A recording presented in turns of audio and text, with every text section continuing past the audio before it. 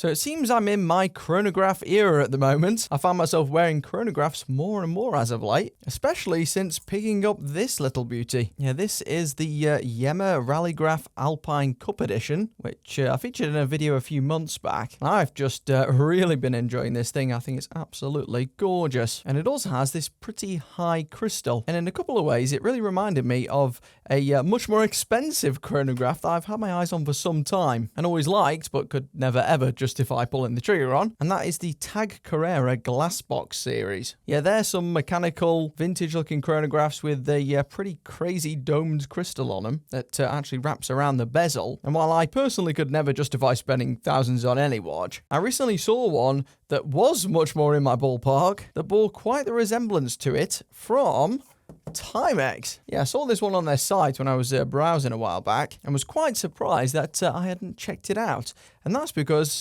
this little thing, this chronograph, is like the sequel to this, the Marlin Jet Automatic, another watch that's been pretty successful for Timex in recent years. Really cool retro-futuristic design, and it has that staple super domed crystal. This is even more so than the Tag watch, because this one wraps around and goes even lower on the sides. And I've always liked this watch, and I figured, you know what, let's try this new chrono version. So yeah, let's whip it open and see how it stacks up. And again, I did buy this one with my own money using a discount code on the Timex site. I'll affiliate link it in the video description if you do want to check it out for yourself. And you'll usually find some sort of discount on their site as well. Oh, is it this version I ordered? Ah, yeah, I really couldn't remember. This has actually been sitting here for quite a while, due to some personal life issues. But yeah, I totally forgot which version I ordered, because there are two different styles as of right now. There's one with the black dial, and then there's just this inverted version, basically. And first impressions, I think this is very good looking again. I'll just get the tags and plastic off.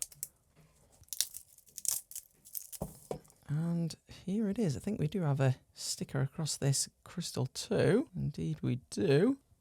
This is the Marlin Jet chronograph. And while it's got a bit more of a familiar layout perhaps than the previous version of this watch, I do still think this is pretty striking indeed. And maybe a little bit further from that Tag watch in person than I expected, but I like it nonetheless. Now my only reservation for my own wrist here is going to be sizing, because I speculate this may be a bit too big for me, albeit it does seem quite a bit slimmer than its predecessor. That was the only problem with the Marlin Jet. This is also supposedly a little bit wider. Retains that pretty familiar super concave inner as well, as you can see. Kind of looks craterous, doesn't it? With that chapter ring riding up there. Now, as for the specifications on this one, what have we got? Now, obviously we have a stainless steel case, and the Marlin Jet line has now had the most inventive case finishing. As you can see, it is pretty much just an entirely brushed outer. Most of the complexity of this watch is just based here in the center. Yeah, we have this polished underside, but apart from that, rather simple. Does have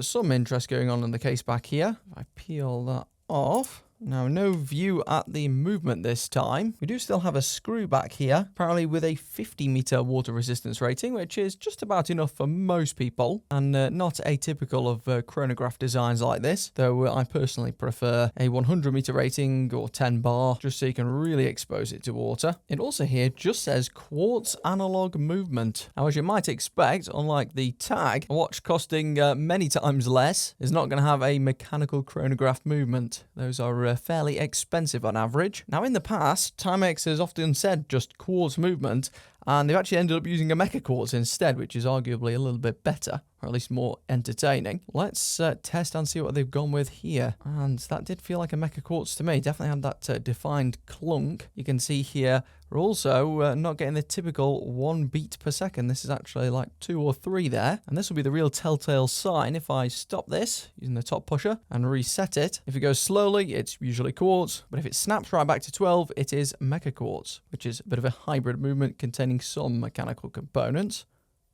And yeah, looks like we've got the latter. So yeah, again, Timex underselling this thing a bit on the spec sheet. Almost certainly this will be from Seiko's VK60 series. That's the most widely used, because surprisingly, Timex, yes, does use Seiko movements. Pretty much the best you can do at this price. You could go for one of the Seagull mechanical chronographs. And while they are also pretty cool and quite nice to look at in the back, the only problem with them is they're pretty loud, and also not the most reliable. I doubt they're as reliable as these. But yeah, that's quite interesting. Let's just see if we can realign this date wheel here. And that might be because we're approaching 12. There we go, yeah. So I'll fast forward this to the most aesthetic position. As for that crystal, again, as you might expect for a shape so outrageous as this isn't a sapphire crystal. I speculate if this was sapphire, it would cost a bomb to produce, because this isn't your normal dome by any stretch. This kind of goes flat on the top, really steep, prominent sides here. This is just an acrylic crystal, which is the most impact resistant, which is good, but it will scratch up over time. Just noticed, actually, I've got some scratches on the top center here of my standard Marlin Jet, and you should expect the same with this. It does mean that you can scrub away those scratches if you use some Polywash, and it also makes the watch a tiny bit lighter. I think impact really is what they were going with here, with so many exposed edges. But overall, not a bad choice. Gives you excellent visibility and clarity on the dial beneath. Just be aware it will scratch up. As for the bracelet, now this one comes on a bracelet. You can grab a cheaper version of this watch on a leather strap, which was the black dial one. And these two seem to be solid stainless steel links, I think. Quite an unusual design too. Not sure I've seen this before. I recall seeing something similar on some watches from the 1970s that I've seen floating around on eBay, which we're obviously hoping to recapture with this. It's kind of like a 60s design, really. And aesthetically, I think this does suit the design very well. But it does have one pretty major shortcoming, and that is to do with the size, because while the quality is okay, it does maybe seem to have solid end links, surprisingly too. The clasp is the main issue. It's only this kind of cheapish stamped clasp, which is a shame, but it's the adjustments that are the real kicker, because you only seem to be able to adjust this in link-sized increments, and well, the links are fairly long, aren't they? So yeah, finding a comfortable fit may indeed be a challenge with this one. Definitely something to bear in mind with this watch. You may indeed need to switch that bracelet, or at least the clasp, or maybe just go for a strap instead. It's the biggest pitfall with Timex watches at the moment, I think, these clasps. Now let's get some sizes of these to see how close it is to that advertised 40mm size. It does look a fraction wider than the other one. It's actually a 40.15, so it is definitely a 40mm watch. I suspect the fact that it's got that internal bezel just leaves this watch with quite a small dial, makes it look a little bit smaller from the top. And the lug to lug also looks quite short, and you'll see here we do have quite steeply tapered lugs. So lug to lug on this, 46.85, so maybe not quite as short as I expected, actually. While the thickness, including that crystal, is 13.4-ish, which is quite high. And well, if you measure from under the crystal, it's hard to know exactly how to judge this one, but it's only about 8.4, so the bulk of the watch isn't nearly as big as it looks, but it isn't maybe as skinny as I hoped. I think I'm still waiting for a really thin chronograph from Timex, or from someone in general, to be honest, because there aren't many really thin options out there yet. Lug width, by the way, given you got quite a troublesome bracelet, is, yeah, exactly 20mm, 20.00 on this strap. Oh yes, I think this is very, very good looking. They've definitely done it again. Certainly wears smaller than expected too, a lot smaller than expected. Here's a look at it on my 6.25-inch wrist. That's a pretty small wrist size for reference. I think this thing looks beautiful. I do like those inset subdials on each side too. Now, the only thing to take into account with certain movements like this, or this bicompax layout, which is where you got the two subdials, is that unless you activate the chronograph, the watch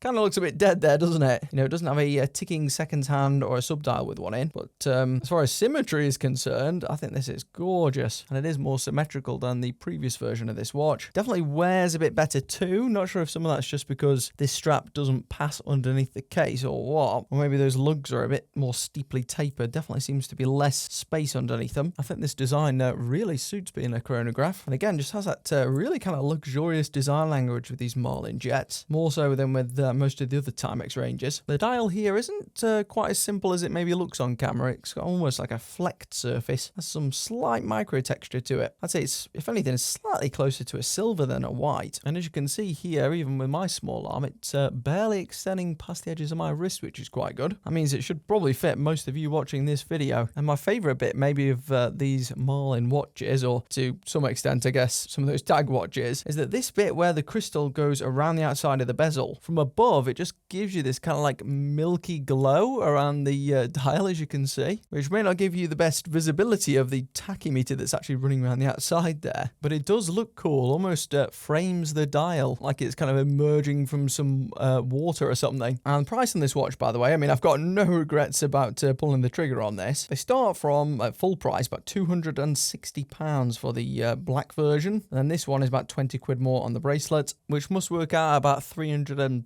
to $350 maybe, but it certainly looks like a more expensive watch than that. And like I said earlier, you can almost always find some sort of discount code on the Timex site, like I did when I bought this. Even with the 15% sign-up bonus, what will that take it down to? Well, it almost certainly takes it under $250, doesn't it? And there's a look at the on-wrist slimness, maybe the biggest weakness of this watch aside from that clasp. It's just, it isn't that thin because of the crystal, but from square on you definitely don't notice it. And to my knowledge, this one doesn't have any luminescence, or it didn't previously. No, it doesn't seem to have any luminescence. Just a side effect of going all in on design. But Timex does have other options out there if you do want to pursue specs more. Well, that's never been quite the way I like to do things. I think this is really a stunning piece of kit. But yeah, this one may see some wrist time. I'm not sure which one you prefer, by the way, guys. I mean, both do get very similar aesthetic, don't they? Now, the Emma is more expensive. Must be closing in on double the price. And I definitely do think it's a better watch. Feels better constructed too. Much, much nicer bracelet. But you know what? Looking closer at it, actually, outside of just the basic colour scheme and general layout, they may be more different than you just think at a glance. I do like how both of these are fairly minimalist, especially this Marlin. Yeah, it's linked below if you do want to check out this for yourself. I think it's a pretty cool release.